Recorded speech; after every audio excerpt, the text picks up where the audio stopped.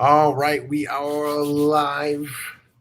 Sorry, it's been a crazy couple weeks for both of us, so we are excited to be back. We have a very serious topic though this week, and so let's jump into that. It is National Suicide Awareness Week. Okay, and just from personal experience, I don't have anybody in my life personally that I've had to ever endure this with. So I won't be ever speaking from personal experience, but I do have friends and family members who have experienced this, and this is a very obviously very serious topic to talk about. So we want to make sure we give it some due diligence, especially with this week being National Awareness. So um, you know when I was looking at the stats, it actually decreased during the pandemic, which almost seems a little counterintuitive. But we also know that mental health has been rising as this is falling. And there's maybe some reasons behind that. And they gave some reasoning behind that. But overall, this is a tough topic for people to talk about and tough topic for a lot of families. But let's jump into this anyways. Sorry, I'm kind of going on here. Heather kind of mentioned that she wanted to talk about maybe some myths that surround this. And so I would love Heather to kind of bring those up and, maybe are these myths that you've heard or just kind of generically, or maybe you've encountered personally? Tell me a little bit more about that. Well, I've done a lot of nonprofit work with individuals who may have suicidal ideation, and suicidal ideation means that individuals are thinking about or planning suicide. Just to get that terminology out there, I've worked with military vets, first responders, as well as working with kids and those with traumatic experiences of all sorts. I've been through traumatic experiences. I did not have suicidal ideation, but I've worked with this really on one level or another, not to mention that I was a preacher's daughter. So I was even exposed to a lot of things early as well.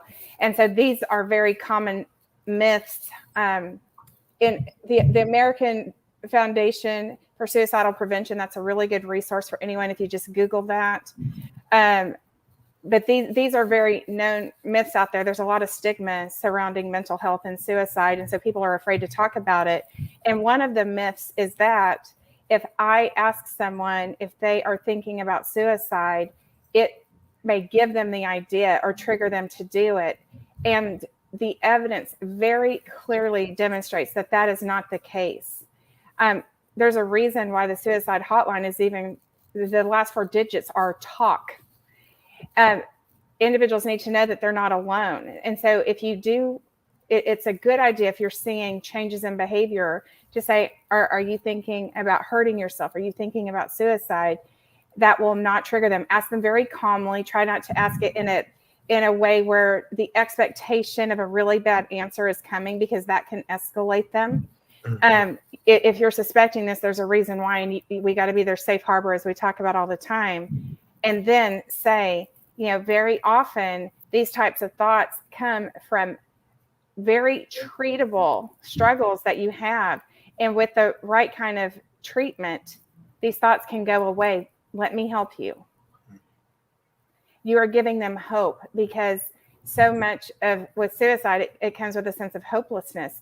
And hope is not unrelated to neurodevelopment. It requires flexible thinking. It requires a positive self-image. I can do this, as well as optimism about the future and setting and pursuing goals to get that future that you want.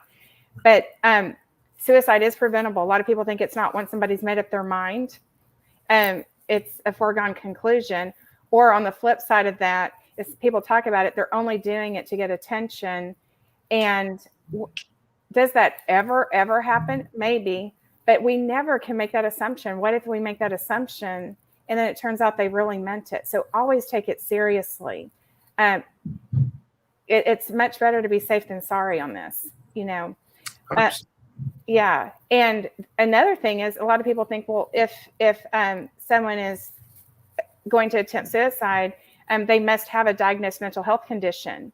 And according to the CDC, and I know CDC, they're based on a lot of research, 54% of individuals who attempt suicide did not have a diagnosed known mental health condition, although depression is untreated depression is the number one leading cause of suicide or suicide attempts. So it may be undiagnosed, and then that goes back to the stigma. Depression is one of the most undertreated things out there because there is stigma. I'm going to be seen in this way or that way. I'm going to be seen as weak. Individuals who are struggling with this are not weak. When you think about it, most of those who survive suicide will say that they did not want to die. It was that in that moment, the pain felt insurmountable and they did not see any other way out. So if you think about the kids we talk about all the time, problem solving, if you have kids who have critical thinking issues, lack of cognitive flexibility, this is the only way out of this. The kids who have emotional dysregulation, scenarios that feel larger to them and they don't know how to deal with them. They don't have emotional granularity. Impulsivity is a biggie. In that moment, they just did it. I want to share one more thing, and then I'll be quiet on this. Yeah. But to really kind of highlight how impulsivity plays in here. Yes, some people do plan it out, and sometimes it's spur of the moment decision. In 1985, there were two bridges in Washington, D.C. that were 100, 200 yards apart from one another. And for whatever reason, and they were the same height and really the same type of access. And for some reason, one of these bridges, there were many more suicides from that bridge than the one just very close by. So in 1985, they put up a suicide wall to make it impossible for people to climb up there and jump off. If impulsivity did not play a role in this, those individuals most likely would have walked over to the other bridge to jump. And there was barely any increase in suicides on that bridge and none on the other one after that. That showed the effort that it took to go 200 more yards caused them to not do it. That is impulsivity. So the kids we talk about are at a higher risk than, of course, a lot of people in the general population, although we need to keep our eyes and ears open to all of those in our lives.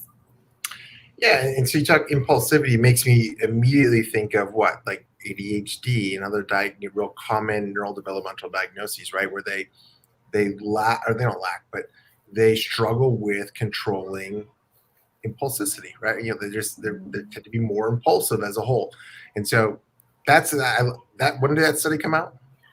The thing with the bridges, that is a story from 1985. I mean, y'all could look that up. Taft Bridge, I can't think what the other one is called. Washington, D.C., 1985. Interesting. Yeah. But I've had kids come in, and it's always, as far as from my personal experience with them, the ones that talked about it or mentioned it, or even had mentioned it to a teacher or parent or whatever, they were always very impulsive, right? They just a very natural state that they're kind of always in, is just I can't help myself, but very impulsive sort of. And so you bring that up, and I think to myself, that makes a lot of sense. There's just a moment in time where they don't have the power to stop that impulse, right? And that they go forward with that. And so, but one of the things that you talked about, which I think is so important, I know we always kind of talk about this, but to really to reiterate, is always providing hope, right? It's all of us at some point have had dark thoughts, or maybe moments of depression. It's very common. People, is very, very common, right? And so it's just when we get stuck in that rut and we think we cannot escape, right? That the world is too overwhelming. And a lot of these kids experience that from, the one I'm thinking of who did kind of talk about suicide. He's always kind of in trouble because he was impulsive, and he felt like he couldn't help himself all the time when he would do these things. Like, he'd get in trouble, but in his natural state, he was just very impulsive, saying and doing things with no kind of break, right? And so, I mean, like mental break, like, I shouldn't say this or I shouldn't do this, right? And so you could see how kind of overwhelming, like, I can't do anything right. And if that thought builds in his brain, right, we're not providing hope, then that could certainly fester in there. The great thing about his story, though, is this kid's a wonderful kid, and we've seen a dramatic change over time. But in the beginning, it was intense. I have to tell you that. So, but I love that you bring up hope, because no matter what, we should always provide hope. Always, Yeah. tomorrow can be better. We can be the support system that they need. But a lot of kids, I know, if you read the stories of I'm reading kids that are in the third or fourth grade being bullied, and they just don't. It just blows my mind. I don't remember ever seeing that when I was a kid, but or reading stories or hearing stories of this. And so let's provide hope, right? I think that's one of the things we're trying to do with this podcast, is always provide hope. And so that's one of the things I think we all can do, is just provide hope. But one of the things I found interesting, sorry, I didn't mean to cut you off. I just wanted to go with what you said just very briefly and say, to understand that hope is more than optimism. That is only one component of hope. Yeah, and so to understand that when I'm facing a hurdle, that I can find workarounds instead of feeling hopeless. That requires cognitive flexibility. And so our kids with neurodevelopmental struggles are at a disadvantage on one of the major components of hope, because there's only one way to do it. If you have inflexible, rigid thinkers, that decreases hope. It decreases motivation to find that way around it. And we always talk about many different neurodevelopmental factors that decrease their agency, the belief that they're worthy and that they're capable of doing things. Without those factors, you don't have hope. And optimism of all the kids who are struggling with emotional dysregulation, so they may be missing all three of those. They may not know how to set and pursue goals with decreased executive function. So we need to be that ray of hope, because they actually have issues in their brain that make it hard for hope to be organic for them. Mm-hmm. Yeah. Well, I forgot where I was going, but the next thing I do want to talk about is, or one of the things I want to mention is, so related to PTSD, and I know this obviously plays a role with military, right? But Dr. Robert Malillo talked about this when I was doing some of his functional neurology training. There was, and I don't remember if he had an exact study, if they're studying it, but there was the idea that soldiers, infantry people, whoever they were studying, who had primitive reflexes, so there was an alteration in their neural development, had a higher likelihood of PTSD. And we know PTSD, there's a correlation with suicide. And so, you're looking at this as a whole, and what Heather's talking about is neural developmental. And I understand that, our kids aren't in war zones, but it's the same idea of stress and the mental inflexibility of what we're enduring, right? Because look, you can have a lot of trauma here. You don't have to be in a war zone to have trauma, or to be stuck in a thought process like some of our soldiers. And so, you can see where there's a strong correlation, that we have kids with neurodevelopmental concerns or diagnoses. Heather and I always talk about primitive reflex and the altered development, and how there's a strong tie there. And so you could see why this would be that they're tied together, right? That kids with neurodevelopmental diagnoses or struggles have a higher likelihood of suicide, right? But this is what I wanted to bring up as I was reading on this, I wanted to know what, in the pandemic, what are they seeing, right? Is there increase or decrease? And it's decreased. And the thought process is now there's something external that individuals can now focus on. So it took them away from internal, and it projected onto external. And so I thought that was really interesting, that there's actually been a drop. I forget the percentage of a drop, but I think it's somewhere around 6,000 or 7,000 people is the difference between the start or the year prior to the pandemic and this year the first year of the pandemic. And so I thought that was really interesting, that it decreases because their focus changed, right?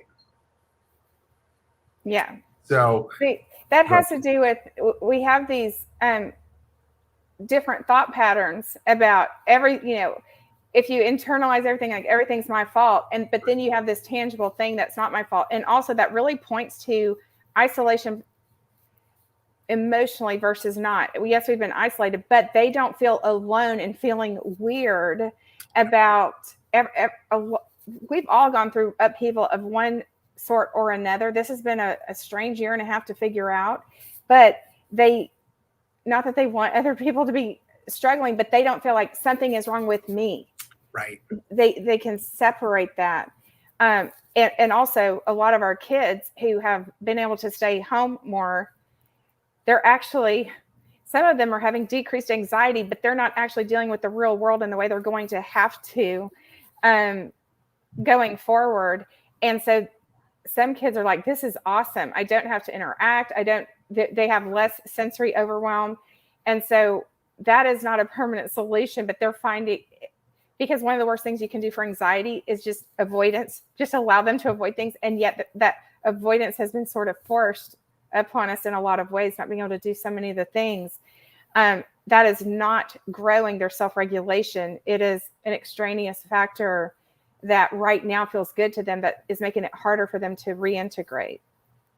And that's the thought process I had too. I thought to myself, because we don't have any data outside the pandemic, but I thought, we might see and they said historically this is true. Okay, anytime there's something stressful going on, suicide as a whole tends to drop. That's just what they said historically. But when we're looking at this, I mean, mental health is there's lots of anxiety. That's the one thing that is increasing is the mental health concerns within the school system. I mean, you can read or just Google it, and you get cities all over the place saying that they're struggling with this and how to handle this and how to work through this. So I'm wondering, on the other side of this, we have, like you mentioned, we have kids who have been avoiding or haven't had to address certain social and all this other stuff, and so now they're going to walk into this giant storm, in my opinion, right? Because this isn't something that we're talking about as a nation, right? Like, we're just kind of, it's not, I haven't heard anybody talk about this, and so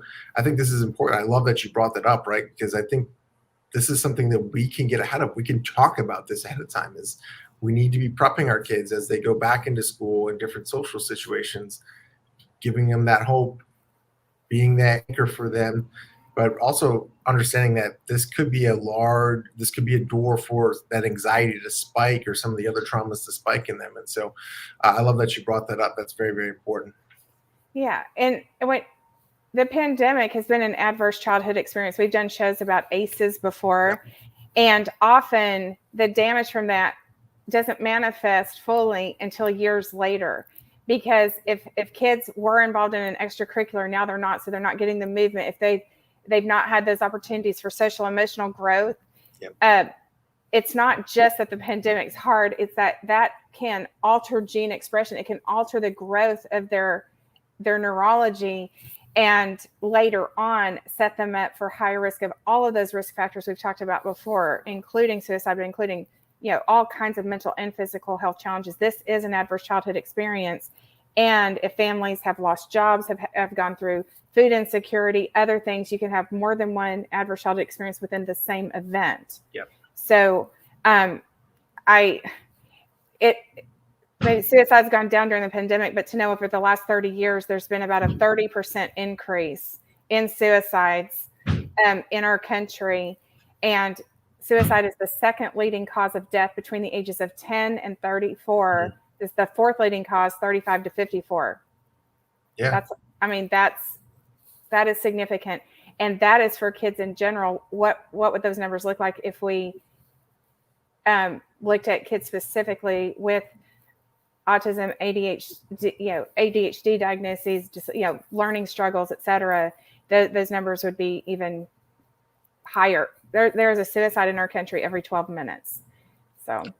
And you brought up an important point that I did not mention because it slipped my mind for a second, is that study did not break down subgroups, right? And so globally there might be a decrease, but there might be spikes or the same amount in certain subgroups, right? Like they didn't specify subgroups of neurodevelopmental or different age groups. They just classically diagnosed the whole population and what they're seeing. And so there could be something else going on, right? There could be an increase in some areas, some subgroups of the population. And so I'm sorry. Yeah, let me be clear on that. Although it may look like it's going down, there may be instances where it's actually going up in certain populations, and so that's why it's very important to look at everything as a whole and understand everything as a whole, because um, we don't, just because it all looks okay on the outside doesn't mean internally that we don't have kiddos with neurodevelopmentals at the same level or higher, right? So it didn't specify that. So, um, yeah, that's very important. Um, Boy, this is kind of a tough topic to talk about. I don't know. It's just, so, when we talk about primitive reflexes, all that stuff, I can rattle on and on about that. But this is a tough one. You never want to see your kids struggle, but it's very important to understand that rigid thought is a contributing factor and impulsivity. And I love that Heather brought that up, because I think those are two things that people need to be aware of. And then I also love that Heather brought up that we're kind of, kids can be churning right now at a sub level, looking okay. And as we open the door, as the world comes back on, those hidden churns may express themselves. And so we need to be very aware of those. Yeah. And just pay attention to your child. I mean, we talk all the time in a lot of, we talk about logging things, but pay attention to any sort of change, sleep patterns, eating patterns, moods, withdrawal. It's not just about aggression and lashing out. Yep. Same thing that we say about other things applies here. Sometimes right before someone is about to make a suicide attempt, their mood spikes. And you're like, wow, like magic. They're just all happy. And it is like, I have found a solution and I'm about to be out of this misery. So even a change that looks positive, a drastic positive change, when you cannot attribute it to anything why that has happened, that can be, and of course, giving away possessions, telling people goodbye. I mean, some of those may seem more obvious, but any changes, why is that change happening? And encourage everyone to keep looking with a fresh lens at your kids on a consistent basis. We talk about attunement and one-on-one quality time where screens are off and it is just about us and our connection. Pay attention and look for those changes, because there are almost always warning signs, and very rarely does suicide or suicide attempt occur based on only one cause. It's things were brewing, things were underlying. There might have been undiagnosed depression. There might have been, and even if it's sort of on the mild side usually, and then life gets hard and things just sort of, suicide is often called the death of 1,000 cuts, but it is like the perfect storm of, I'm already struggling. It was under the surface. And then I got hit with this, and this, and there's no way out. I can't see the way out. I feel alone. A lot of our kids, we talk about rejection sensitivity. They may not realize how much of a tribe they have around them. So explicitly convey that with your actions and your words. Because, and the granularity of emotion, this is the worst thing ever. I'm a loser. I'm never going to be able to. All of those very fixed thought processes. Pay attention for changes, because those are happening for a reason. It may not be this, but there's a chance it is. So, just be on the lookout, and also be aware of an extremely high percentage of parents, after they've lost their kids, will then go look at their computers, and there were web browser searches on this topic. And there's a whole thing of wanting to respect your kids' privacy, but also there are certain things you need to keep an eye on. And there were telltale signs, and talk about the guilt. There's enough suicide survivors. That terminology actually is referring to the loved ones who lost someone to suicide.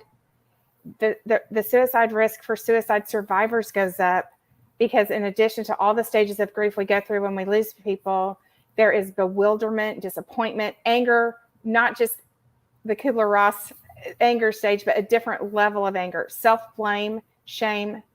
So if you know a family or someone very close to someone who's committed suicide, keep an eye on them, even if they usually are in good shape as far as emotional health, because the risk spikes with that. Pay attention to individuals who are abusing opioids. There is a 75% increase in suicide attempts with opioid, that epidemic going on. Um, I want to rehash what Heather said, but in a few words. Behavior is communication. Okay, and I know we talk about that quite frequently, but their behavior changes, especially dramatic ones, is a form of communication. Withdrawal, exuberance, all of this is communication, right? And once you start looking at it through that lens of communication, you can start picking up on some of the cues a lot quicker, right? Heather and I always talk about, labels are misleading, right? Because the behavior has a purpose. They are attempting to communicate, whether or not they know they're communicating, right? And so lots of kids get labels, lazy or whatever it may be, but that's not what's actually happening under the surface, right? That behavior that we see is just a form of communication. So look out there. They're communicating to you somehow. And number two, one of my favorite things as a parent is always trying to tie things to our personal experiences that we have. I think it's one of probably the greatest gifts we have as a parent, is we've been through struggles. We've been down, we've had bad days, and if they can understand that we got through it, if they can see a tangible person that they love go through something, that's important. So try to make those connections. Tell them stories about yourself, because I can't tell you how many times my kids tell me stories about myself, because I'm always trying to tell them stories connected to me. So connect to that. They want to know about you, your stories. In real life, you're their superhero, not the turtles, right? And so try to make that connection for them. Okay. Heather, any last thoughts or comments? I will say one other thing. We need to keep kids and adults, hopefully keep yourselves away from sensationalizing, easy for me to say, suicide. There are a lot of movies and things like that kind of go into superhero world of that, and we don't want that.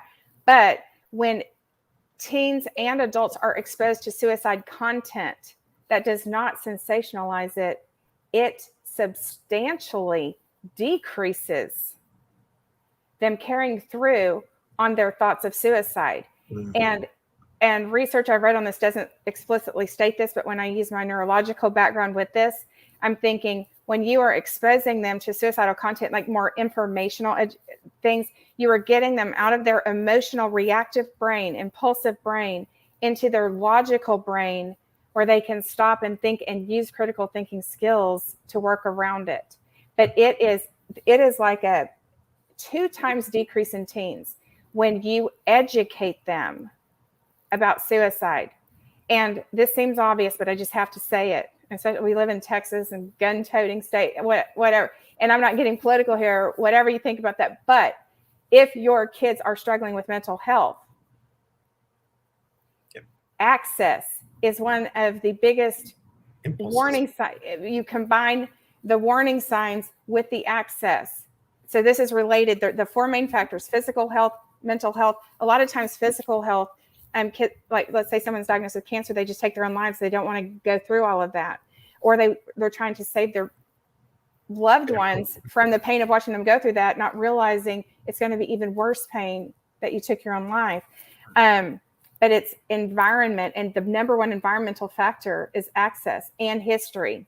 So history has to do with trauma. Those are the 4 big factors to consider.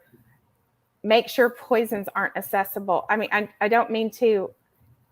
Sometimes something seems so obvious that you don't think about it, right? And so if your kids don't have those struggles, you might not need to have certain things secured as much. If they do, consider that, because I don't want you suffering and feeling guilty about something that you could easily kind of had a fix for as far as access.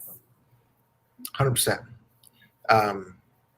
You don't know who Drew Robinson, and he's a San Francisco Giants baseball player who attempted to take his own life, and he kind of tells his story.